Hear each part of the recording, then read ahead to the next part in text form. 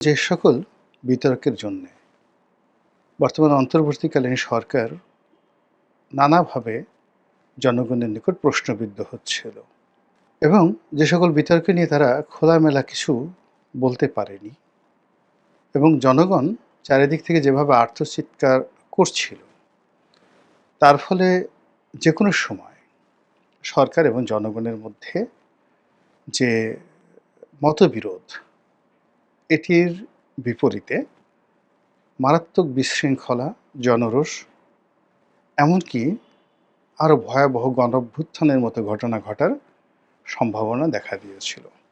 প্রথম ঘটনাটি হলো করিডোর নিয়ে। মায়ানমার সীমান্তে আরাকান আর্মিকে একটি করিডোর দেয়া হবে। বলা হচ্ছিল যে এটা মানবিক করিডোর। কিন্তু আমাদের জনগণ কোনো অবস্থাতেই এই বিষয়টা মেনে নিচ্ছিল না। এর কারণ হলো এই করিডোরের নামে জাতিসংঘকে একটা প্যাসেজ দেওয়া, মার্কিন যুক্তরাষ্ট্রকে একটি পথ দেখানো এবং আরাকান আর্মি এবং একই সঙ্গে যুদ্ধরত তাদের যে প্রতিপক্ষ রয়েছে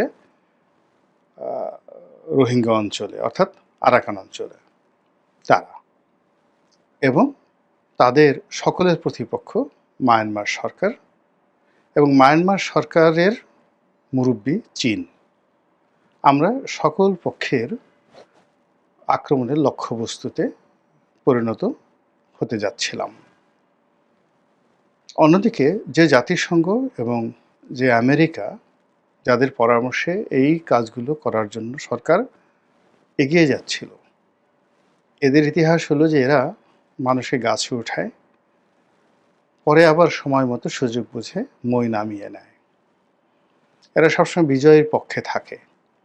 আমেরিকা এবং জাতিসংঘ কখনো পরাজিতের পক্ষে থেকেছে এবং শেষ পর্যন্ত মাটি কামড় দিয়ে তারা যাদেরকে সমর্থন করেছে তাদের পক্ষ অবলম্বন করেছে, এরকম একটি সিঙ্গেল উদাহরণ পৃথিবীতে নাই। বরং তাদের বন্ধুত্বের কবলে পড়ে এবং তাদের শত্রুত্বের কবলে পড়ে, অর্থাৎ তাদের বন্ধুত্ব যেভাবে বিপজ্জনক, শত্রুতাও বিপজ্জনক।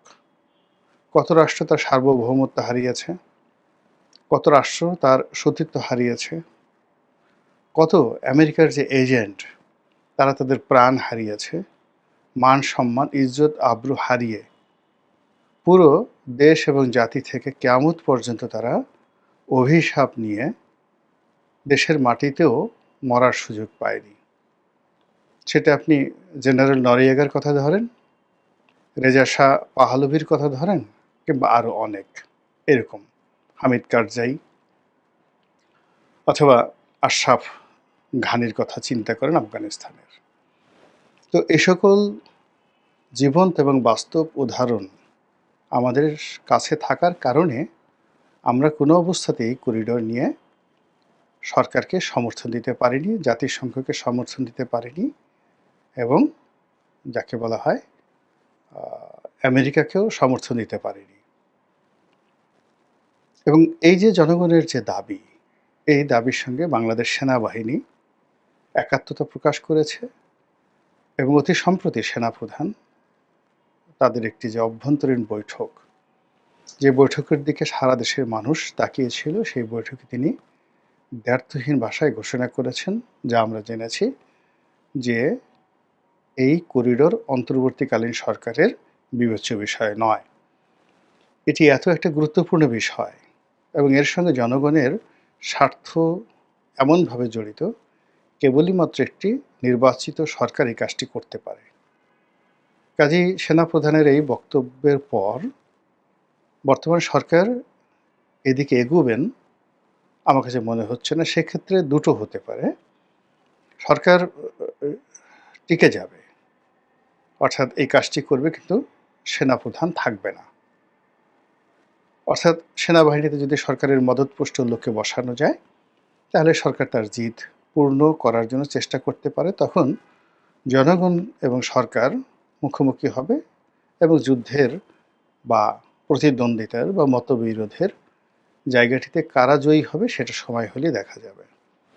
কিন্তু যেহেতু এখন মধ্যস্থতাকারী রূপে বা মধ্যে পাহাড় রূপে সেনাবাহিনী যে বাধা তৈরি করেছে সেই বাধা আপাতত এই সরকার অতিক্রম করতে পারবে না।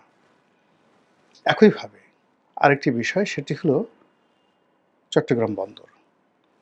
চট্টগ্রাম বন্দরের লিজ দেওয়া বা এটিকে বিদেশি অপারেটরদের হাতে তুলে দেওয়া, বন্দরকে আধুনিকায়নের নামে বিল্ড, ওন্ড অ্যান্ড ট্রান্সফার এই পদ্ধতিতে বিদেশিদের হাতে দেওয়ার ব্যাপারে পুরো বাংলাদেশ ক্ষোভে এবং বিক্ষোভে ফেটে পড়েছে। চট্টগ্রাম বন্দরও এই ব্যাপারে সরকারের যিনি প্রধান জনাব ইউনূস তিনি নিজে চট্টগ্রাম গেছেন, নাতিদীর্ঘ বক্তব্য দিয়েছেন। বন্দরকে বিদেশিদের হাতে কেন দেওয়া দরকার এবং দিলে কী কী উপকার হবে এসব বিষয় নিয়ে অসাধারণ সব বক্তব্য দিয়েছেন। কিন্তু কাজের কাজ কিছুই হয়নি। ফলে কি হলো, এখানেও সেনাপ্রধানকে কথা বলতে হয়েছে। ৩ নম্বরে যে বিষয়টি সেটা হলো নির্বাচন। নির্বাচন নিয়ে টানাটানি হচ্ছে এবং এখনো পর্যন্ত এটি নিশ্চিত নয়। এর কারণ হলো আগের যে দুটো বিষয় বললাম, চট্টগ্রাম বন্দর এবং একই সঙ্গে আমাদের যে করিডোর, এই দুটোর সঙ্গে জনগণের আপামর জনগণের যে অংশগ্রহণ এখানে দেওয়ার পক্ষে একজন লোকও খুঁজে পাওয়া যাবে না। ফলে সেনাবাহিনী এখানে যা কিছু করবে বা বলবে তার সঙ্গে সকল জনগণ ঝাঁপিয়ে পড়তে বাধ্য হয় এবং সরকার এটাকে চ্যালেঞ্জ জানিয়ে ১ মিনিটও টিকতে পারবে না। কিন্তু নির্বাচনের যে বিষয়টি, যেটি সেনাবাহিনী বলেছে যে এটা ডিসেম্বর মাসে হলে ভালো হয় বা ডিসেম্বর মাসে হতে হবে, এটি নিয়ে সরকার টানা হেঁচড়া করতে পারে, পলিসি করতে পারে, এখানে নানা রকম কূটকৌশল চালাতে পারে। আর কারণ হলো ডিসেম্বর মাসে যারা নির্বাচন চায় তাদের বিপক্ষে যে শক্তিগুলো রয়েছে তাদের সংখ্যাও কম নয়, তাদের ইনফ্লুয়েন্সও কম নয়। তো ডিসেম্বর মাসে নির্বাচন নিয়ে একটা স্থিতিস্থাপক অর্থাৎ চটচটে আঠালো একটা বিষয় তৈরি হয়েছে, টানাটানি চলবে। এখন তো মে মাসের শেষ সপ্তাহ, June, July, August, September, October আরও অনেক সময় আছে। ফলে এটা নিয়ে টানা হেঁচড়া চলবে। এখন সেই টানা হেঁচড়ায় কারা জিতে সেটি দেখার বিষয়। এখানে একটা বিষয় আমাদের বুঝতে হবে যে এখন যে সরকার চলছে সেই সরকার যতই বলুক না কেন তারা ছাত্র এবং জনতাদের সমর্থন নিয়ে এসেছে। এখানে জনতা বলতে কাদেরকে তারা বোঝাচ্ছে আমি বলতে পারবো না, বা ছাত্র বলতে কাদেরকে বোঝাচ্ছে তাও বলা যাবে না। দেশে স্কুল, কলেজ, বিশ্ববিদ্যালয়ের ছাত্র সংখ্যা কত? সেখানে ছাত্র সংসদগুলোতে যদি ভোট হয় এই মুহূর্তে, যে ডক্টর মোহাম্মদ ইউনূসের সরকারকে কতজন চাচ্ছেন প্রতিটি কলেজ, বিশ্ববিদ্যালয় ভোট দেবে, এতে কয়টি শিক্ষা প্রতিষ্ঠান থেকে ইতিবাচক ফলাফল আসবে সরকারের পক্ষে আমি যথেষ্ট সন্দিহান। আর জনগণকে যদি এই মুহূর্তে একটা ভোটের আয়োজন করা হয়, হা না ভোট, কত পার্সেন্ট লোক হাতে ভোট দেবে এবং কত পার্সেন্ট ভোট নাতে পড়বে সেটা সহজে অনুমান করে বলা সম্ভব। এবং এখন যে যুগ হয়েছে সেই যুগে সিল পিটানো সম্ভব নয়, ভোট ম্যানিপুলেশন সম্ভব নয়, এবং যা কিছু হবে মুহূর্তের মধ্যে সারা পৃথিবীতে হইচই শুরু হয়ে যাবে। তো সেক্ষেত্রে ছাত্র এবং জনতার যে সমর্থন সেটা মূলত একটা অ্যালগোরিদম, একটা সংখ্যার বিষয়, কথার কথা, হালকা কথা। বাস্তবতা হলো যে এই সরকারের প্রতি সেনাবাহিনীর সমর্থন রয়েছে। এটিকে আপনি সেনা সমর্থিত সরকার বলতে পারেন, অনেকটা 111-এর কায়দায়। এবং যখন বিপ্লব সংগঠিত হলো, সকল কিছু বিশৃঙ্খল, তখন প্রায় সব জনগণই, ডক্টর মোহাম্মদ ইউনূস তো পরে এসেছেন, সব জনগণই কিন্তু আশা করেছিল বা আতঙ্ক অনুভব করছিল দেশে মার্শাল ল চলে আসবে, জরুরি অবস্থা চলে আসবে। শেখ হাসিনা গেছে কিন্তু মার্শাল ল আসবে।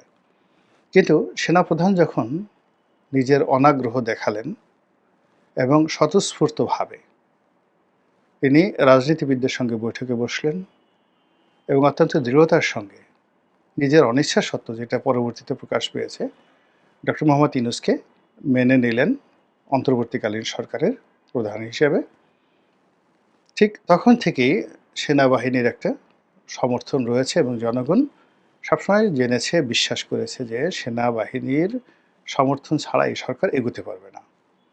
মাঠে সেনাবাহিনী আছে, পরবর্তীতে তাদের হাতকে শক্তিশালী করার জন্য ম্যাজিস্ট্রেসি পাওয়ার দেওয়া হয়েছে। কিন্তু পুরো সমাজের যে বিশৃঙ্খলা, এখানে ম্যাজিস্ট্রেসি পাওয়ার প্রয়োগ করে সেনাবাহিনী যদি তাদের কর্মকাণ্ড শুরু করে, তাহলে একটা জগাখিচুড়ি শুরু হয়ে যাবে। এর কারণ হলো মাঠে যারা মব তৈরি করছে, যারা সন্ত্রাস করছে, যারা চাঁদাবাজি করছে, তাদেরকে যদি ধরা হয়, তাহলে বিশাল শ্রেণীর মানুষ তারা বলার চেষ্টা করবে যে এই সেনাবাহিনী আওয়ামী লীগের মদতপুষ্ট সেনাবাহিনী।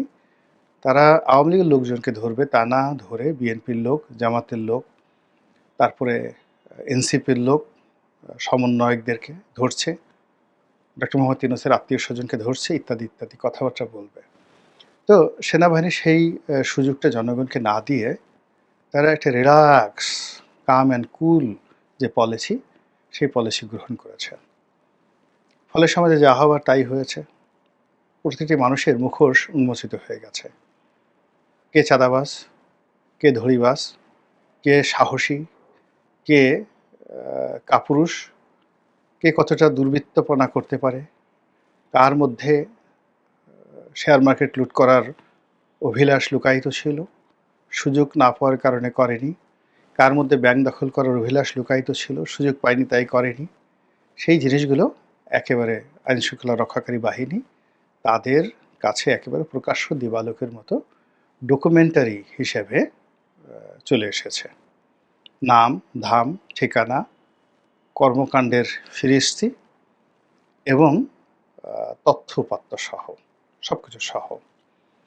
এখন সেনাবাহিনী যদি সত্যিকার অর্থে অ্যাকশনে যায়,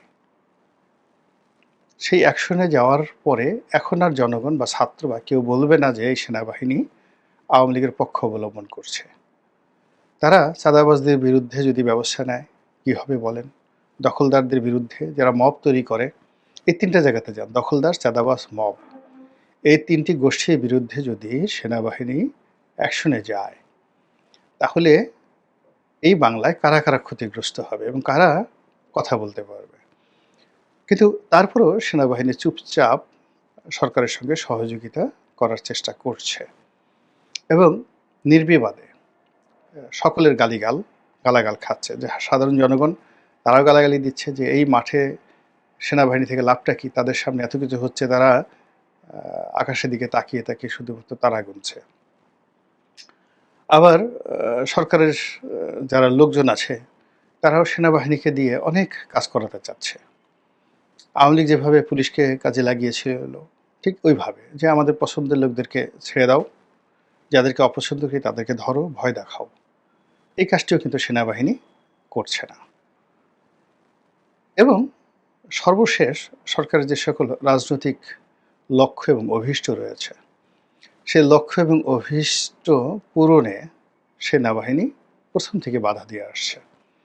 ডিসেম্বর মাসে নির্বাচন হবে এই কথা অনেক আগে সেনাপ্রধান বলছেন এবং তখন স্বয়ং ডক্টর মোহাম্মদ ইউনূস এবং তার যারা লোকজন একেবারে বিক্ষুব্ধ চিত্তে যত রকম শক্তি রয়েছে সবগুলো একত্র করে বাধা দেওয়ার চেষ্টা করেছে এবং বলার চেষ্টা করেছে সেনাপ্রধান এই কথা বলতে পারেন না। কিন্তু এই মে মাসের শেষ সপ্তাহে এসে এই পরিবর্তিত পরিস্থিতিতে যখন সেনাপ্রধান সবগুলো কথা আগে যেভাবে বলেছেন তার চেয়ে 1000 গুণ দৃঢ়তা নিয়ে, নির্মমতা নিয়ে, নিষ্ঠুরতা নিয়ে তিনি যখন বললেন, জাস্ট লাইক এ থ্রেট, এটা এখন আর কোনো পিঠ বুলানো কথা নয়, সরাসরি থ্রেট দিলেন, তখন কিন্তু সরকারের যারা সবগুলো লোক একেবারে চুপ হয়ে গেছে। একজন লোকের একটা ট্রু শব্দ নাই।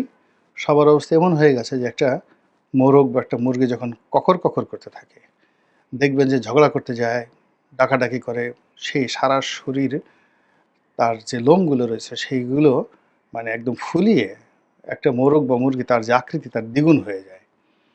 যখন এটাকে ধরে একটা চুবনি দিয়ে দেন পানির মধ্যে, ওর সমস্ত শব্দ উধাও হয়ে যায় এবং চুপসে যায়। ঠিক ওইরকমই এখন যারা এক সময় বড় বড় কথা বলতেন এবং ধরাকে সড়ক জ্ঞান করতেন, তারা সবাই একেবারে চুপসে গেছে। সর্বমহল চুপসে গেছে। তো এই অবস্থাতে রাস্তাঘাটের যে অবস্থা, এই অবস্থাতে রাজনীতির যে অবস্থা, অর্থনীতির যে অবস্থা, তাতে মনে হচ্ছে যে সবকিছু এলোমেলো হয়ে গেছে, আঁকাবাঁকা হয়ে গেছে। কিভাবে চলবে? কতদিন চলবে? কি